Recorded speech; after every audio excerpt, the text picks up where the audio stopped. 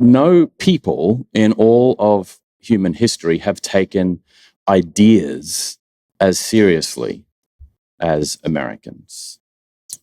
Ideas really matter. And as a young person, I want to say this because it can be difficult to understand when you're 15, 16, 17 years old, how fundamentally different you might be from people in other cultures around the world. I was in Houston maybe 3 or 4 months ago, recruiting at a nice private school, and I realized very quickly that you can sign up a lot of students by offering to teach them how to speak as an Australian. They're kind. I don't know what it is, but they're quite fascinated by the accent. If you go to England and offer to speak in an Australian accent, you'll sort of get bashed or shown the exit. But Americans always, especially American students, want to know, well, how do you do that? If I come to UATX, can you teach me to speak in an Australian accent? So I just started offering to do this, and they say, well, what phrase should I learn first? And I thought about it for a little while, and I thought we have this phrase that we always use that really sums up the Australian condition, and it goes, "She'll be right, mate," and it's supposed to convey this kind of easygoing, being okay with any circumstance that comes your way. That's sort of the innate Australian condition. So your dog dies, she'll be right, mate. Your friend has too many beers on a night out, she'll be right, mate. She'll be right, mate gets used for anything.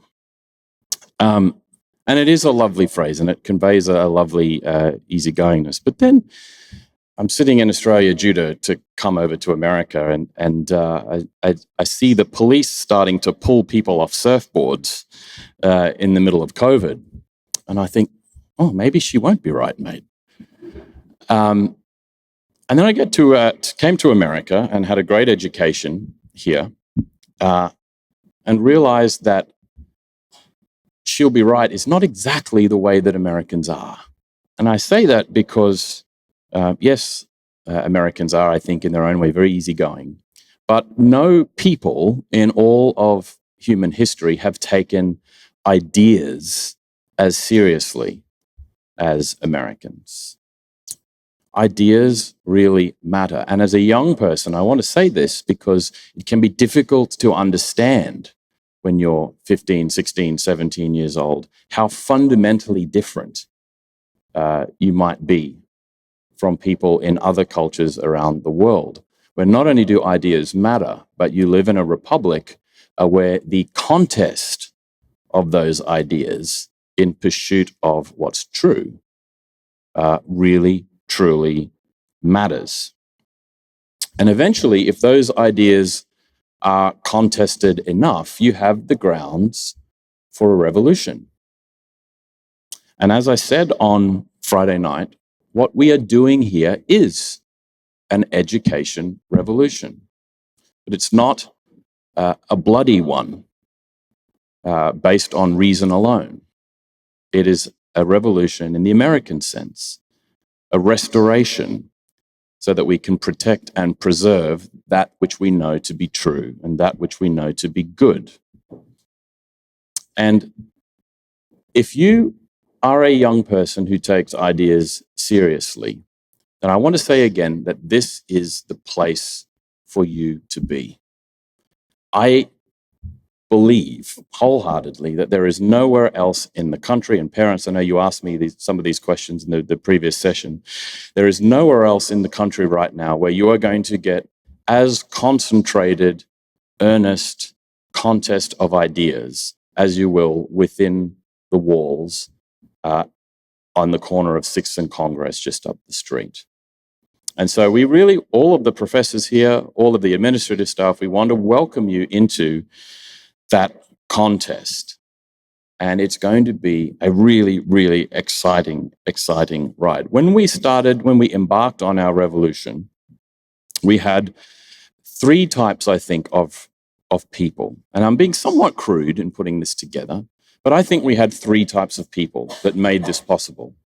The first and most important were professors. People who could see what was going wrong in the academy and were motivated to do something about it. So a restoration of liberal education is the beating heart of what the UATX project is. These were people who realized that without a good liberal education, without an education telling people, teaching people how they ought to be free, then you have no future as a country. So there were the professors. And then there were the public intellectuals. People who could see, whether they be newspaper columnists, thought leaders, broadly speaking, people who had a profile and a platform and could see that maybe they could get away with saying things, but not everybody could. That there's a real risk that you might lose your job for having the wrong opinion. So they came with their concern about free speech, open inquiry, freedom of expression.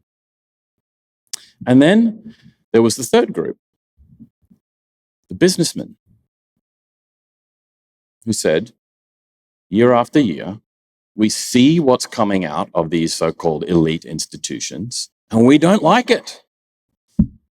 We can't trust the quality of graduate that we're getting because students going into elite institutions, supposedly to get a good education, are having their minds pumped full of harmful ideologies, and they're becoming preoccupied with them as well. And they're pushing our companies to become places that are concerned with something other than excellence. And when those three, again, very crude, very broad groups of people got together at Joe Lonsdale's home here in Austin, we had out of that the creation of a place that is truly, truly exceptional, being the University of Austin. And I am assured, just by knowing the kind of professors that we've hired in this place, that in your classes for the past couple of days, you've got to experience just a little taste of why this institution is so different, why it's so exceptional. So I want to leave you, students, with something to think about in the intervening year, if you're not coming to us immediately after the summer, and when we next see you, whether you do this course again or whether you just come in as a freshman. And that's to encourage you, because when all of your parents have been coming up and saying, well, you know, what if my SAT is not quite where I want it to be, or what if I'm not quite sure of, you know, exactly where I want to end up and if UATX could be the place?